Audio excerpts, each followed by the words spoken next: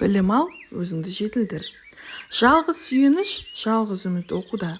Теңдікке жетсек те, жұрттығымызды сақтасақ та, дүниедегі сыбағалы ордымызды алсақ та, бір ғана оқудың арқасында аламыз. Жақсылыққа бастайтын жарық жұлдыз оқу. Надан жұрттың күні қараң, келешегі туман деген екен Міржақып Дулатұлы. Адам баласы дүниеге көзін ашқан сәттен бастап, өміріне керек қарапайым қажеттілікті үйренуге мұқтаж. Тамақ жеуді, еңбектеп жүруді, тіл қатып сөйлеудің өзін белгілі бір уақыттан соң ғана үйрене алады. Адамды басқа жаратылыстардан ерекшелейтін тұсы да осы. Мысалы, жан-жануарлар дамымайды, кемелденбейді. Әрқайсының өмір сүруге қажет қабілет қарымы болмысында, туа бітті табиғатында бар. Оларда сана жоқ. Сондықтан олар арнайы оқып-тоқып үйренбейді. Олардың деңгей дәрежелері бір қалыпты, төмендемейді де, өспейді де.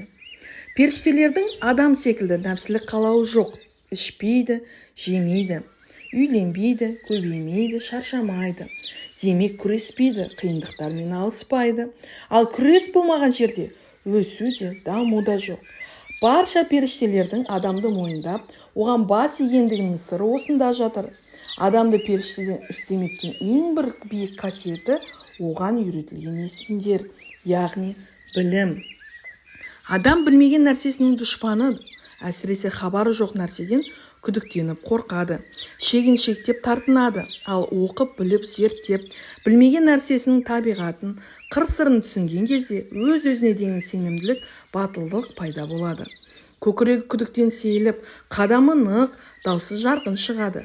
Білімді адамның кез келген іс-әрекеті, адаммен сөйлесу мәдениеті, ұжымды басқару қабілеті, ұрпақ тәрбиелеу жұмысы, жасаған кәсібі де өзгеше болады. Құранда білетіндер мен білмейтіндей бірдей ме делінгенде міне сондықтан.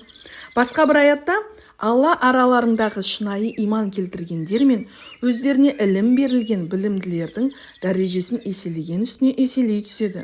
Алла сендердің не істеп, не қойып жүргендерінің толық хабардар деп, бұл дүниеде де, ақыретте де білімді адамдардың дәрежесі үстем болатындығын білдірген.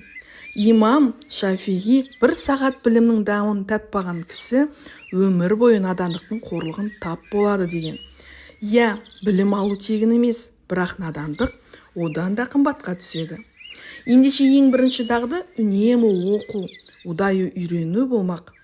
Өзіңе инвестиция салуға аянба, білімге ақша үнемдеме. Сапалы семинар, пайдалы курстарға қатыс.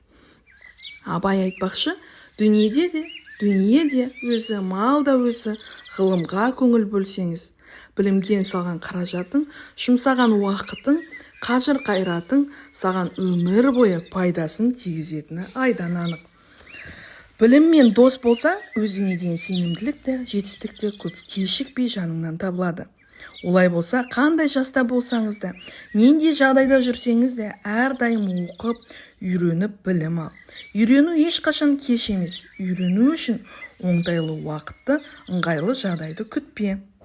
Қазіргі уақытта жылдам жылжуды тез құбылуда. Барлық нәрсенің моделі сәт санап өзгеруде. Кеше ғана үйреніп білген ілімің бүгін жарамай қалатыны анық. Ендеше оқуды үйренуді тоқтатпа. Әр күнің жаңа нәрселерді үйренумен, білім көкжиегіңді кеңейтумен өтсін.